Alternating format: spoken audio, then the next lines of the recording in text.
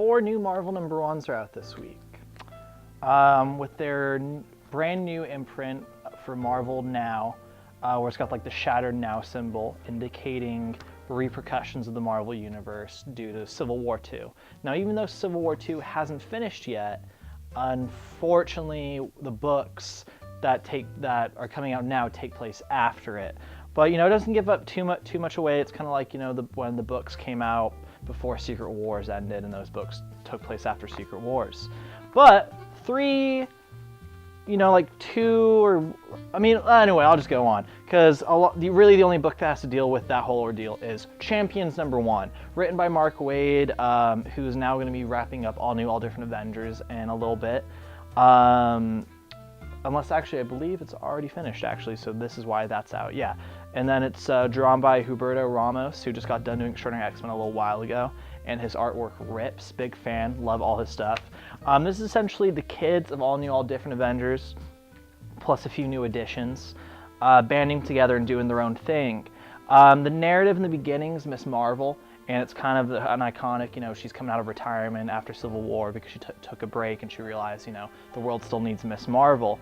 And it's a really cool dynamic with the kids, and what was really interesting for me is I enjoyed how the threat they tackle is very brutal and real, and the subject matter was not kid level, and I thought that was really cool.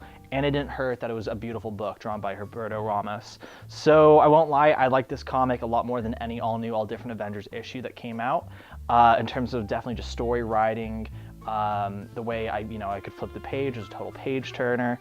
But maybe I'm just super biased because I love Ramos. I've loved him since he drew Impulse back in, when that was coming out. That was one of the first books I started reading when I was a kid. So big fan of this. This is really the one that deals with Civil War repercussions.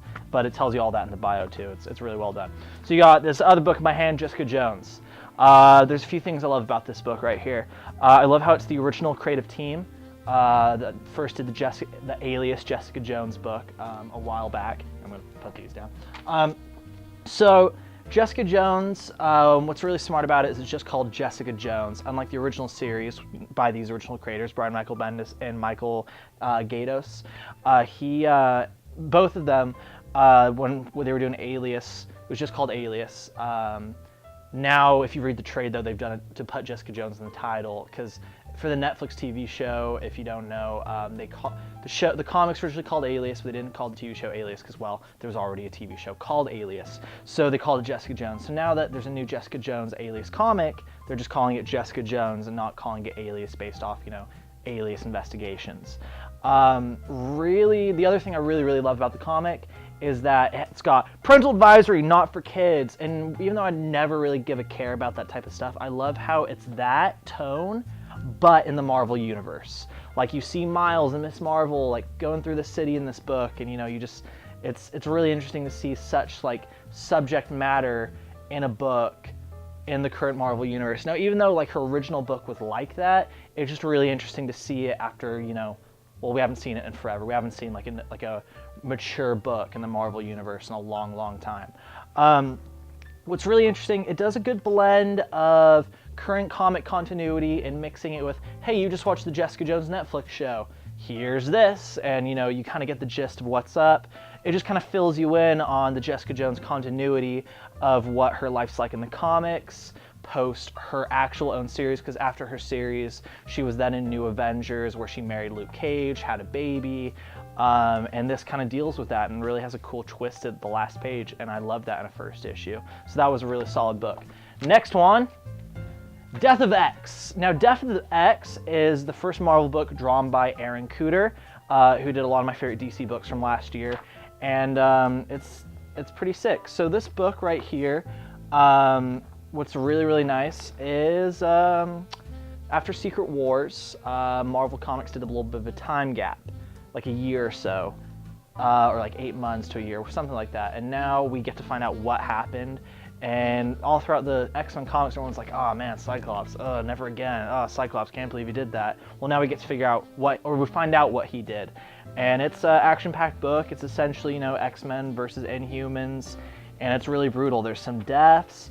There's a lot of fighting.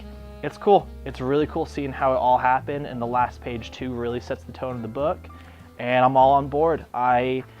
It's nice to finally get that payoff of us reading all those Inhumans and X-Men and a few Avengers books where it referenced this. And it's finally nice to know what happened. And it's written by Charles Soule and Jeff Lemire, grade A writers, really killing it in the game right now. And the Aaron Kuder artwork is fantastic. Real must read if you want a good X-Men story, good uncanny Inhumans, you know.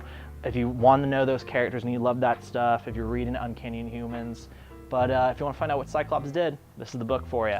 And our fourth #1 for Marvel this week, something set in its own thing, Cage, #1. So this was written and drawn by the creator of Samurai Jack, who is just an awesome creator. This book's a must for you if you love Samurai Jack or if you just love that creator. What's really interesting is this book he worked on years ago, but it just never made it. But here it is in my hands finally, like 8 years later. And what's super rad about it is it's its own thing. It's set in the 70s, and it's funny, it's action-packed, it's unique, it's awesome. And it perfectly came out the Wednesday after the Friday of Luke Cage, the TV show coming out on Netflix. But if you were looking for that show in comic form, this won't be it. But if you just want a good Luke Cage comic, that's just an amazing comic in general, fun, action-packed, and like the previous books I've mentioned, good last page. That's what I want my #1. This is the book for you. There's just a lot of content here, and it's great, and it very much feels like an awesome cartoon, you know, but just starring Luke Cage. And it's great. It's based in the 70s, and it's a lot of fun, and it doesn't take itself too seriously. I mean, it doesn't take itself seriously at all, and it's just fun. It's like a cartoon in comic form, if you're watching Saturday morning cartoons, and one based on Luke Cage. That was a bit, you know, not meant exactly for kids, but, you know, kids could watch it too. Depends how cool the parent is.